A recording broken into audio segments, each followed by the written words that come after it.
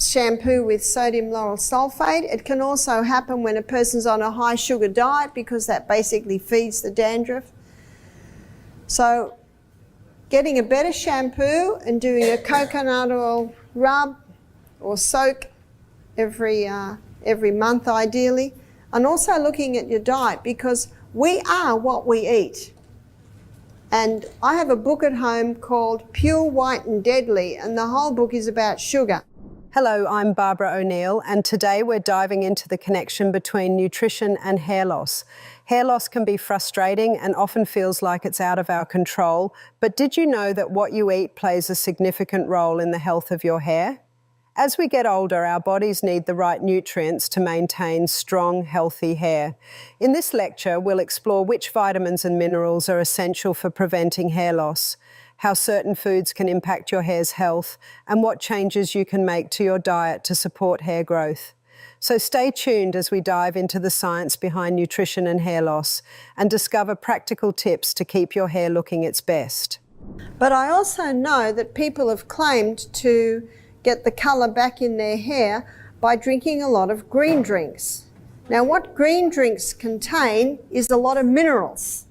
And when you consider what we talked about this afternoon, that the mineral content of the soil is about 50% less what it was 50 years ago, that a lot of the foods today have less minerals in them. You see, in Australia, the soil is the plants are just put in year after year after year.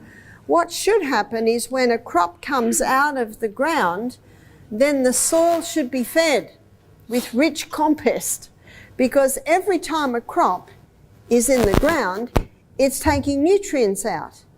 And if you don't replace the nutrients, then the next crop that's grown there is going to be nutrient deficient. So that makes sense, doesn't it? So really looking at agriculture is the only way to change the farming habits.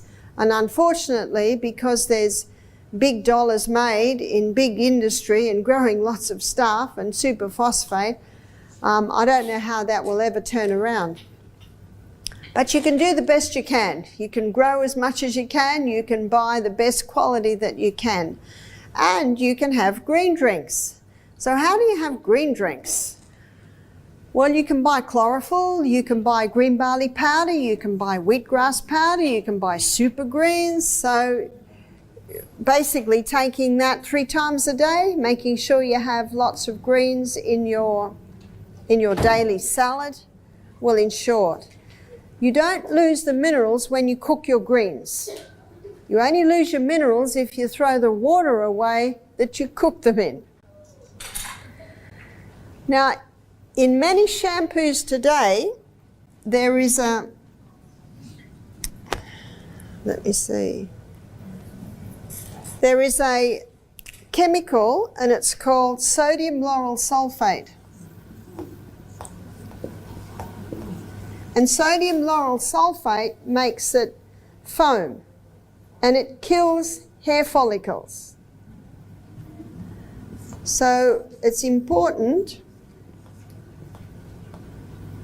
to buy shampoo that doesn't have sodium lauryl sulfate, because that certainly can contribute to hair loss. So that's the foaming agent in your shampoos.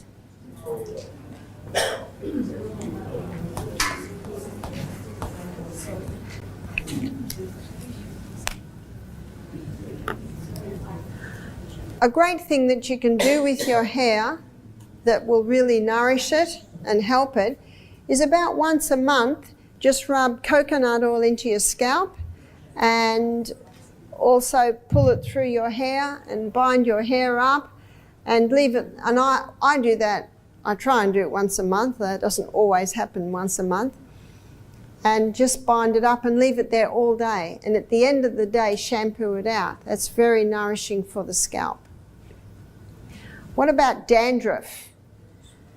Dandruff can often happen when using shampoo with sodium lauryl sulfate. It can also happen when a person's on a high sugar diet, because that basically feeds the dandruff.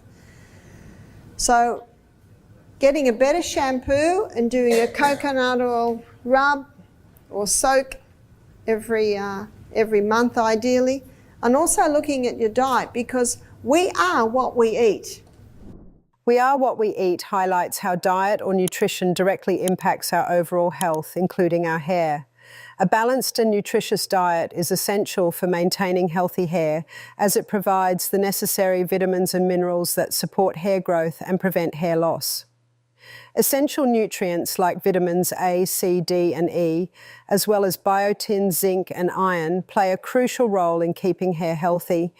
Vitamin A helps in the production of sebum, which keeps the scalp moisturized. Vitamin C is a powerful antioxidant that aids in the absorption of iron and protects hair follicles from damage caused by free radicals. Vitamin D is associated with hair growth, and a deficiency can lead to hair loss. Vitamin E improves blood circulation in the scalp and promotes hair growth. Biotin, a B vitamin, is vital for producing keratin, a protein that makes up the hair structure. Zinc helps repair hair tissue and maintain the oil glands around hair follicles, while iron supports the production of hemoglobin, which carries oxygen to hair follicles. To achieve optimal hair health, include foods rich in these nutrients in your diet. Leafy greens like spinach and kale, nuts, seeds, and fatty fish such as salmon and mackerel are excellent sources of these essential nutrients. Incorporate a variety of fruits and vegetables, whole grains, lean proteins, and healthy fats to ensure a well-rounded intake of vital nutrients. In addition to specific nutrients, staying hydrated is also important for maintaining healthy hair. Drinking plenty of water supports overall bodily functions, including those that affect hair health. Avoid excessive consumption of processed foods and sugars, as they can contribute to inflammation and nutrient deficiencies. A balanced diet combined with proper hydration and overall healthy lifestyle choices will significantly impact the health of your hair and help mitigate hair loss. Now let's turn our attention to some remedies for hair loss. Castor oil good for your hair. I think it would be very difficult to get the castor oil out of your hair. It's so thick. Yeah, I think it would be hard because it's so thick. Should you mix with olive oil or other kind of? Okay, I guess you could mix it with coconut oil, because I know coconut's good. Coconut's strong antifungal, and that's why it's so good on the scalp if there's dandruff. Is palm oil the same as coconut oil? Palm oil and coconut oil, very similar. Coconut oil. You use palm oil instead of coconut oil? You could, but palm oil doesn't have the antifungal properties that the coconut specifically has. Combining castor oil and coconut oil is a great way to boost your hair care routine. Castor oil is known for its ability to nourish the scalp and potentially promote hair growth thanks to its high ricinoleic acid content. It's also good for reducing dandruff and preventing scalp infections. Coconut oil, on the other hand, is excellent for deep conditioning. It penetrates the hair shaft to reduce protein loss, making your hair stronger and less prone to damage. Both oils are packed with nutrients like vitamin E and fatty acids, which are great for repairing damaged hair and maintaining overall hair health. Regular use can lead to stronger, healthier hair that looks and feels better. Now, the question is how to use these oils for hair growth. Well, I have a remedy. But what can you do to the scalp to encourage the hair to grow again? You can make a mix that you can put on your hair. And this mix is, let's make up the mix. So half a cup of coconut oil and half a cup of castor oil. Castor oil is a very thick oil, but castor oil penetrates deeper than any other oil. So when that is put onto the scalp, it penetrates even deeper. Coconut oil is a very nourishing oil. It's an antifungal oil, antibacterial oil. But what you also can put with that, so now you've got a cup of oil there. To that cup of oil, you can add 10 drops of rosemary essential oil. Rosemary is a herb that's specific for the scalp. rosemary essential oil. So you could make up this mix in a jar and mix it very, very well, and maybe once a week you massage it into the scalp. Your hair will be very oily, of course, but you massage it into the scalp.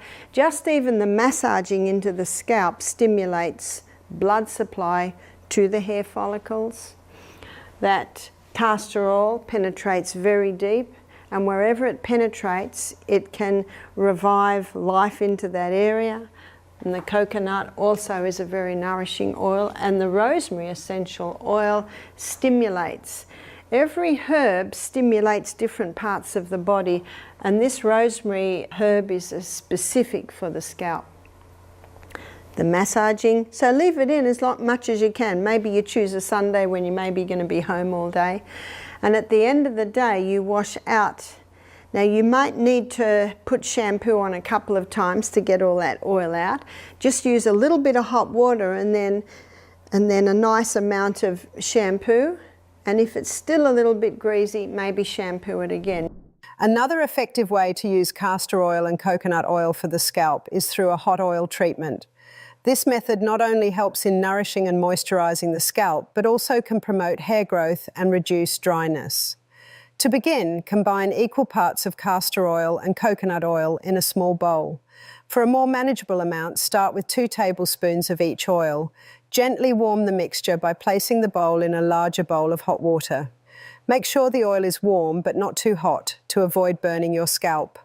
Once the oil mixture is warmed, part your hair into sections. Use an applicator brush or your fingers to apply the oil directly to your scalp, ensuring even coverage. Massage the oil into your scalp using your fingertips in circular motions for about 5 to 10 minutes. This massaging action helps stimulate blood flow to the hair follicles, which can enhance hair growth and overall scalp health. After applying the oil, cover your hair with a shower cap or a warm towel. The heat helps the oils penetrate more deeply into the scalp and hair follicles. Leave the oil on for at least 30 minutes to an hour. For a more intense treatment, you can leave it overnight. To finish, rinse your hair thoroughly with warm water, followed by a gentle shampoo to remove the excess oil. You may need to shampoo twice to completely wash out the oil. This treatment can be done once a week to maintain a healthy scalp and promote hair growth. Now, what about the shampoos? Well, let's explore some of the shampoos that are best for your hair and other personal care products. What's the best shampoo? What's the best toothpaste? What's the best soap? We had a man do our program a few years ago, and he had orange curly hair, a big orange beard. He said, I always wash my hair with sodium bicarbonate. I wash my body with sodium bicarbonate. I wash my clothes with sodium bicarb. See, when you buy washing powder, it's mostly sodium bicarbonate. So sodium bicarbonate can be used. I don't know whether I would wash my hair with sodium bicarbonate. Us ladies like to have a shampoo. So I'll tell you something to be cautious of, and that is sodium lauryl sulfate. Sodium lauryl sulfate is what causes the foaming action in most shampoos. And sodium lauryl sulfate kills the hair follicles. So we don't want our hair follicles to die. So it's important to take a magnifying glass into the supermarket with you and have a look for sodium lauryl sulfate. You might find that if you go to places like Trader Joe's, Whole Foods, there will be some more natural type shampoos and conditioners. I always coconut oil my hair probably every 3 months. I put the coconut oil into it and I leave it for a whole day. And then at the end of the day, I wash it out, and I have a shampoo that is a coconut oil-based shampoo. You can get some very nice coconut oil-based shampoos. It's very nourishing to the scalp, very nourishing to the hair. Traditionally, I know in Australia, a lot of the Aboriginals used to clean their teeth with charcoal. Yes, that black charcoal makes nice white teeth. Maybe not while you're cleaning them. Some people will just dip their toothbrush into a little bowl of sodium bicarbonate with maybe a drop of peppermint oil and clean their teeth with that. Nadine Artemis, she has written an excellent book on teeth health, and she says after every meal, just rinse your mouth with sodium bicarbonate and water. Some say even salt water rinse your teeth with.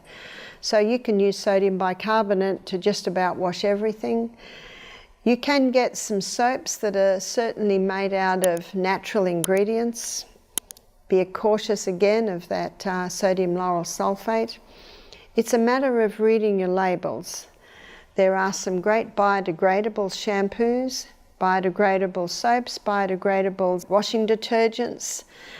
Be careful what you're washing your clothes with, because there is a little remnant left in your clothes. And so when your body gets hot and your pores open, if you've got any chemicals residue in your clothes, you will absorb those chemicals. Now in Australia, we dry our clothes outside on the clothesline. Now I'm told here in the US that that's almost old-fashioned today. One lady in Georgia said, "You're back with the dinosaurs. We don't put our clothes on the clothesline." Well, we do. And I love the clothes when they get that sun on them. It purifies them. I do acknowledge my daughter has 7 children, and I've just spent a month with my daughter, and I spent a lot of time in the laundry, and I can understand why she dries a lot of her clothes when you've got 7 loads of washing just about to do a day. Maybe not every day. It took me about a week to get through all the washing. I found myself using the dryer, and certainly the dryer is quite hot, and certainly it can purify in that way. But you will find that your clothes don't wear out near as quick when you put them on the clothesline. So remember the clothesline. I was just at my friend Cynthia's house, and when I walked in, I've been staying with Cynthia for about 8 years now. When I come to Alabama, I looked out my bedroom window and joy filled my heart. She'd built a clothesline.